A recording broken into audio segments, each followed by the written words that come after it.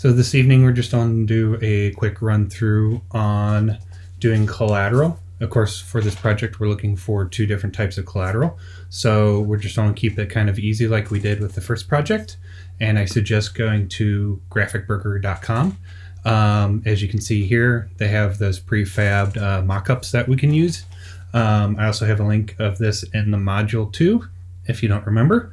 So you can scroll through and see what kind of mockups you want to do for your logo design. So I've already went ahead and picked two, and you can just go ahead and download them.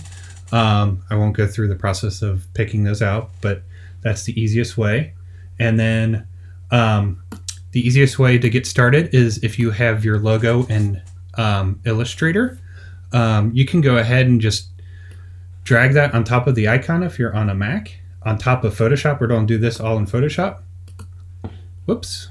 And what's going to do is it's going to ask you to rasterize the EPS or AI file. So of course you'll want to make sure this is at least an RGB. And the size should be around 300 pixels. If you open it up and it tends to be too small, just make sure that the pixels per inch right here in the middle is higher. You can always type in a higher amount, like 600 or something, if your logo's coming in too small. So we're just going to hit OK. And as you can see, this is the logo that we had created last time. So we're just going to go ahead and it dropped everything out of the background. So it'll be real easy to work with. I'm just going to pull this off and move it over to the side for a bit. And then first we're going to do kind of a big sign wall. So these are the ones from the Graphic Burger website. And remember, what we want to do is we're basically replacing our logo with their pre-made one they have in here. So if we go over to the layers palette, if you don't have that open, you can go up to Windows, layers right here, F7. And then you'll see one that usually say put your logo here or something. And what you want to do is make sure you have the area selected, not the actual layer, but the image part of it. So you see the little white boxes all the way around it. So what we want to do is just double click that, and it's going to open basically where you drop your logo in. So it's as simple as then going back to this one. Make sure you're on the move tool, which is this top cross tool here.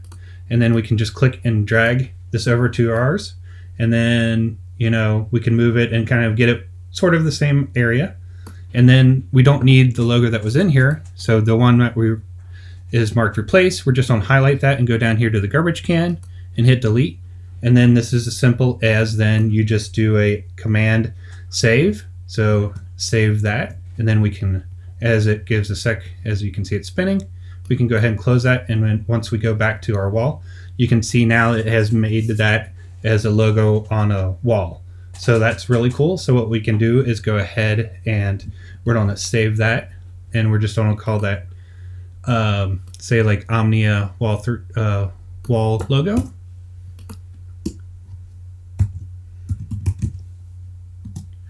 And I'll go ahead and save that. That's okay.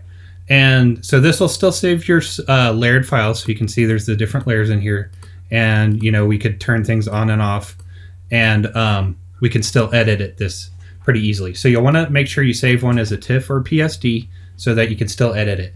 But once you're kind of done and you're like, okay, I like this, you can go over here to the side menu. So we're just going to click where these the 4 lines are, and then we're just going to flatten the image right here. So as you can see now, that has taken all those different layers and combined them down to one. So then at this point, you can just do a save as, and then we'll just save this as a JPEG. So it'll be easy for you to place into InDesign or to upload for your project, however you want to do that. So I'm just going to go ahead, hit save, and then you can just leave the settings default, probably 12 max, whatever the maximum is, and hit OK. And then we're just going to close out of that one. And then so the other one that we have, for example, is open that. And so what we have is business cards. So again, here's the logo. We can just pull that off. And then this one has 2 different presets. So one is the logo here, and then one is the information here. So what we're going to do is first find the one that's where the logo goes, which is I believe this one. So if we double click on this, it opens up. So we're going to make sure you have your move tool at the top.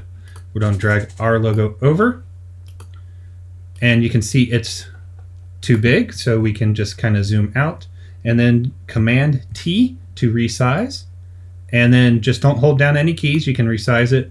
It automatically resizes it proportionally, so you can kind of just get about the same width. It doesn't have to be perfect. Then once you're done resizing it, double click on it, and then we're going to go back over here and click on the one that says replace me, and we're going to trash that so we don't have that. Again, we're going to do Command or Apple Save, give it a sec, and then we're going to close it. So now we can see our logo is on the business card. So what's cool with this one then is we could go into this other business card, which is the text, and we can double click on this. So this is a font warning, just showing you that I don't have this font. So we could just replace it with something else. It's not a huge deal. You can also go back in and go to the type tool here if you want. And then you could go in here and select it, and also then go to type and change the type up here. So we can just change that to me, and put in a phone number, and we could do, you could change all the information if you just want it to be more personal, as I can spell correctly. And then again, what we're going to do is then just go ahead and hit Apple S to save it. We're going to close it, and you can see now it's got the information. So we're going to go back to our move tool. We're just going to do, again, we're going to save this as Omnia. We're just going to do that as business card. We'll hit save so we can save it with all the layers. So if we need to change it or want to go back, we can easily. Then of course go to the 4 things. We're going to do flatten image, and then that makes the flatten image. So at this point, make sure you do a save as so you don't accidentally save over what you did. Do the drop down to a JPEG. You can see the file extension changed up here. Hit save, and then hit OK. So then at this point, you can either just upload these 2 JPEGs for your 2 collaterals. If you want, you can also create a new InDesign document and place those in picture boxes if you want to add any more type or other information to your collateral, and then export that as a PDF and then upload that for your assignment. So that's it for tonight. Thank you.